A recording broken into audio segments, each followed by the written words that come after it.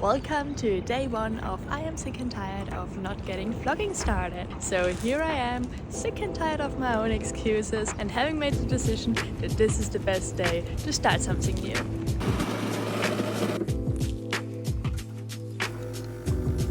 Hi, my name is Mimi. I'm a certified life coach living in Australia. A few years ago, I was completely stuck, questioning everything about who I was and where I was heading. Now I help others finding clarity when life feels messy. If you're into conscious growth, mind shift tech, and honest conversations, you are in the right place.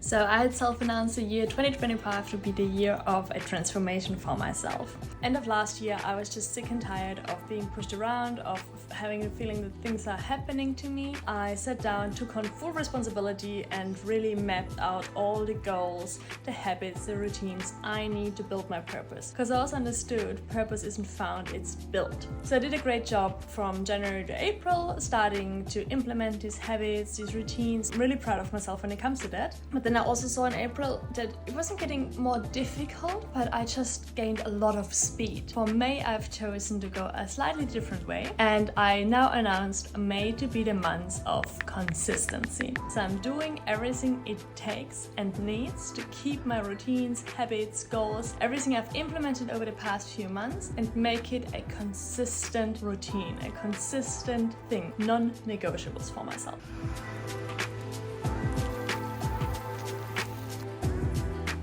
The plan for this vlog, I'm gonna take you with me, you get to know me, and I'll show you a little bit what I do to really keep consistency in my actions.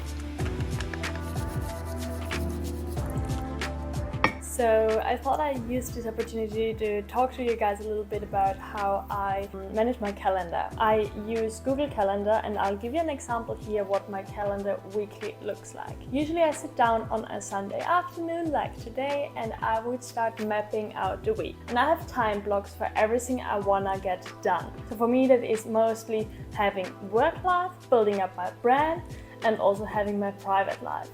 And I seriously time block everything of that. I'm not just using the calendar to get my work organized, I use it also to get my private life and my free time organized. Same as building up my brand. So I have certain time blocks which also align with the due dates of certain things. So if I always publish a video on Fridays, I make sure that the time blocks are aligned with that. And then I go and block out the time throughout the week. While the time blocks always stay the same from week to week, it can absolutely differ where they're going in the specific weeks. So I use a lot of flexibility here, look at what else is going on that week, what do I want to get done, and then I shuffle around. You are absolutely allowed to switch out time blocks for other things. So you can swap your work time blocks for other work duties, and you can swap leisure time blocks for other leisure duties. But you cannot swap work for leisure or leisure for work. If we end up with just having fun, we're not gonna achieve our goal. If we are just working, it's not sustainable in the long run. Research also shows that by putting your time blocks into a calendar, it frees up mental space. I see in the calendar what's coming up next, and I stick to the plan, not to the mood.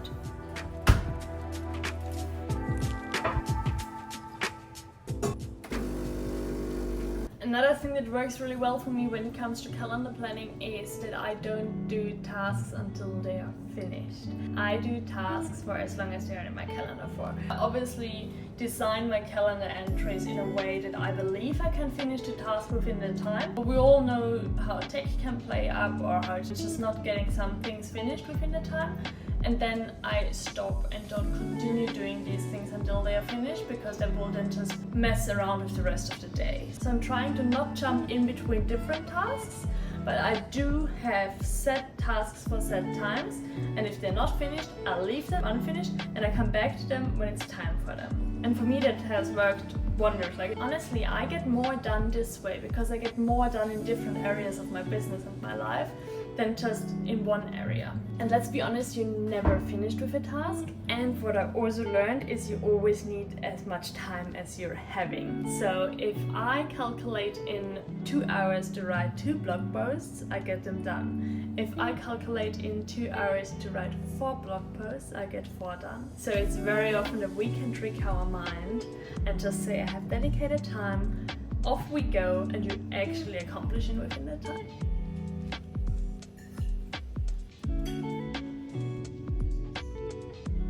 And one of the things I'm extremely mindful about when it comes to consistency is how you do anything is how you do everything. That is really about training the tiny little micro habits actually result in the big picture you're aiming for. So making sure that even the tiniest little habit I committed to, like using the floss at nighttime, I do it every single evening. Because if I skip it once, I am telling my subconsciousness that this thing can be skipped.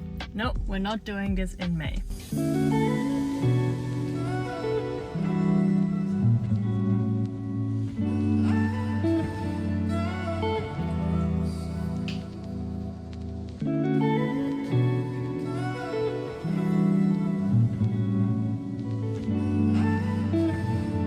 So one of the things I'm really getting consistent in are my routines. I have a morning routine, a lunchtime routine, and an evening routine.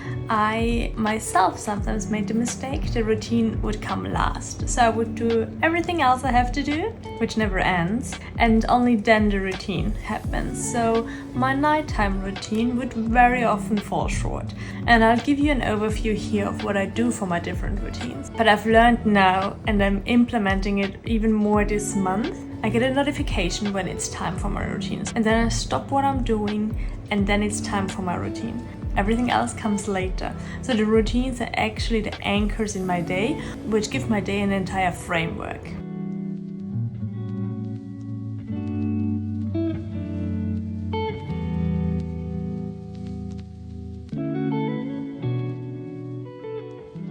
And here is a pro tip I have for you if you have troubles falling asleep. It's often that our mind circles because you didn't get a break throughout the day to circle. So by just taking 5 minutes every now and then and journaling freely, bringing everything to paper that's going on in your mind, can help you falling asleep much easier at nighttime.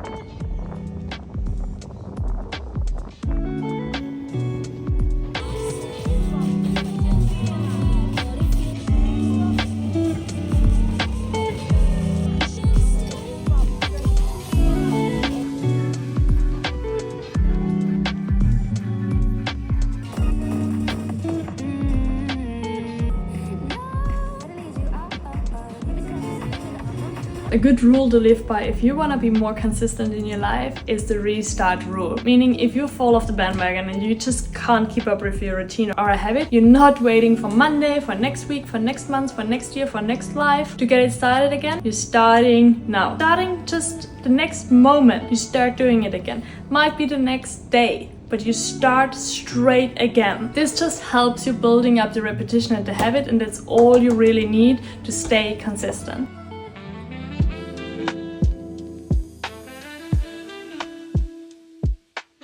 Something I see a lot in my own life, but also with the clients I work, is that consistency creates clarity and confidence. And it's the little things that move the needle. Please always do it from a place of self-love and self-reflection. Reach out to me if you want to learn more about it. But if there's anything that's falling apart, just take the next opportunity to start again. Because this is how we can unlock our full potential, but we want to unlock it in a soft and self-loving way, and therefore consistency is key. If you enjoyed this video, I can also recommend my From Chaos to Clarity series, 10 episodes about how to gain more clarity in your life, and I will see you in the next video.